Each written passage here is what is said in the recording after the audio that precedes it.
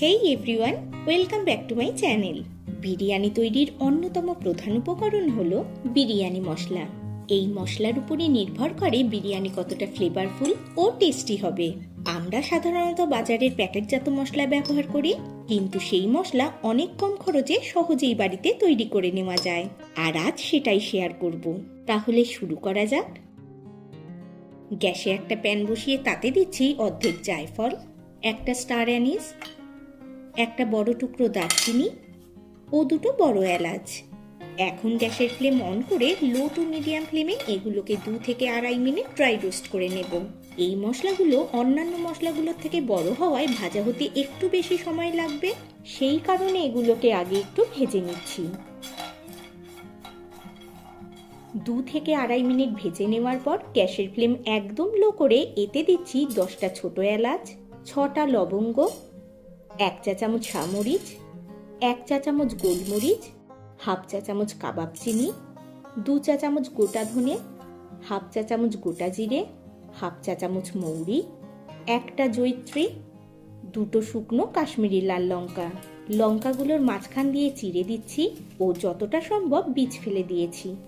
একটা তেজপাতাও ছিঁড়ে দিয়ে দিচ্ছি। এখন লো ফ্লেমেই এগুলোকে আরো 2 মিনিট ভেজে নেব। খেয়াল রাখবেন এই পর্যায়ে মশলা লো ফ্লেমে 2 মিনিটের মতনই ভাজবেন, এর থেকে বেশি ভাজলে মশলার রং নষ্ট হয়ে যাবে।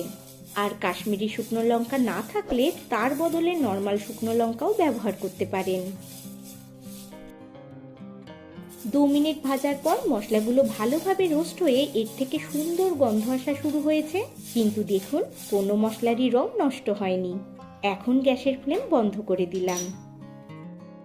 এরপর এর মধ্যে দিচ্ছি হাফ চা চামচ শাহজিরা ও দিচ্ছি 1 চা চামচ শুকনো গোলাপের পাপড়ি। এখন গ্যাসের ফ্লেম বন্ধ অবস্থাতেই আরও 1 মিনিট নাড়াচাড়া করে নেব। প্যান যে পরিমাণের গরম রয়েছে তাতেই এগুলো ভালোভাবে রোস্ট হয়ে যাবে। এখন এগুলোকে প্যান থেকে অন্য একটা পাত্রে ঢেলে নিচ্ছি এবং এগুলোকে পুরোপুরি ঠান্ডা হতে দেব, যাতে গুঁড়ো করার সময় মশলার রং নষ্ট না হয়। এগুলো একদম ঠান্ডা হয়ে গেলে একটা মিক্সিং জারে নিয়ে নিচ্ছি। এবার এগুলোকে একদম মিহি করে গুঁড়ো করে নেব। আমাদের বিরিয়ানি মশলা একদম রেডি। খুবই সুন্দর গন্ধ বেরোচ্ছে এর থেকে। বিরিয়ানি তৈরি করলে তার আগে এই মশলা তৈরি করে নিতে পারেন, আর এয়ারটাইট কন্টেনারে করে রাখলে এটাকে 1 মাসের মতো স্টোর করে রাখা যাবে। বিরিয়ানি মশলা তো তৈরি হয়ে গেল, আর এই মশলা দিয়ে কিভাবে দারুণ স্বাদের বিরিয়ানি বানাবেন তার রেসিপিও খুব শীঘ্রই আসছে। আজকের মতো এই পর্যন্ত, আবার ফিরে আসবো অন্য কোনো রেসিপি নিয়ে। সকলে ভালো থাকবেন, সুস্থ থাকবেন। ভিডিওটি শেষ পর্যন্ত দেখার জন্য ধন্যবাদ।